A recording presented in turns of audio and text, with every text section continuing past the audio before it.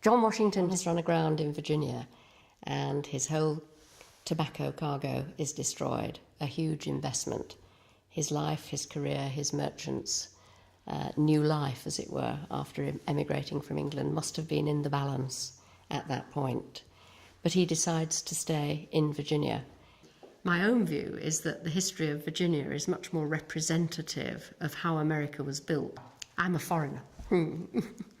Well, simply because pluralism, diversity, emphasis on economic success, the steady accumulation of land, the steady spread and growth of the colony, that seems to me to be much more like modern America.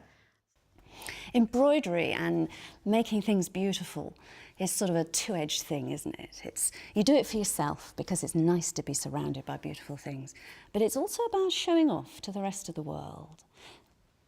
Houses like Sulgrave were really very public places, people in and out all the time. Think your business is being run from the house. Your visitors are connections who might be able to further your family in different directions. So showing off and impressing the neighbours is part of the business of being a successful family on the up. So using textiles, embroideries, is part of the sort of armoury of getting on in the world, putting on a good show so that everything's, I see the Washington family are doing all right. That's what they're aiming at. They're aiming at impressing people, making people think that they're credit-worthy. That's particularly important. This is a world before proper banking. So if you want to have a loan, people have to believe that you're going to be able to pay it back.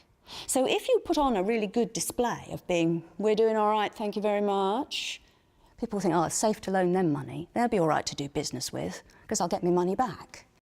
Of course, Sulgrave Manor is very much more than a lovely old Tudor house. It's the one place in the whole world which is the embodiment of the closeness between America and Britain. There's nowhere else, anywhere, that's the same in that way as Sulgrave.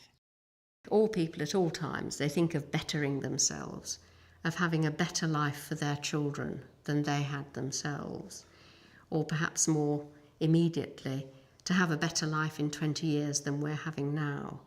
That's what drives people, still drives them to emigrate to Australia or wherever, and drives all those millions of people who try to emigrate from India and Africa and so forth.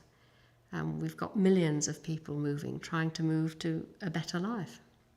It must select for resilience, flexibility, a willingness to be mobile, and a willingness to work hard. I think all those traits can be found in families the world over, but it may be that the American experience has selected out those traits particularly. That would be one explanation of the rise of America. They established that this house should be set up and supported as a symbol of the friendship and goodwill between the two peoples of America and Britain, and it should be a centre from which these sentiments will forever radiate. So that is our job. Our job is to preserve the house, of course it is, but England is rich in houses of this type. Our job is to encourage and educate the visitors here to be interested in history, to enjoy the surroundings, to learn about nature. Of course it is. But so are many other places in England doing that job. But we, on top of those two, have a distinct and unique mission, and that is to find concrete ways to turn those words into action. It's a very easy sentence to say. You are going to be a centre from which sentiments of goodwill and friendship between the British and American peoples will forever radiate. They are very fine words. And there have been lots of political and social and economic ups and downs between our two nations that have been in the past, there will be in the future. And it's not about politics, it's not about trade, it's not about anything. of that. What it's about is a relationship between the peoples. And that has remained constant. And it's partly constant because it's actually goes right back to the Washington.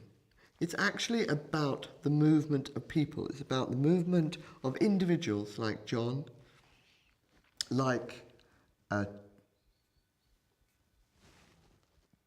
Terry, who was a member of our staff 2 years ago and is now married to a Texan and living in Texas. It's about, that movement is the same. The emigration goes on. It's about the 370,000 Americans who are resident in Britain. Some of them for short periods, some of them for long periods. It's about the veterans who choose to retire here because they've found some sort of home here. It's trying to find ways in which all of those links can be made concrete. That's our job. It's not a job that any other place in England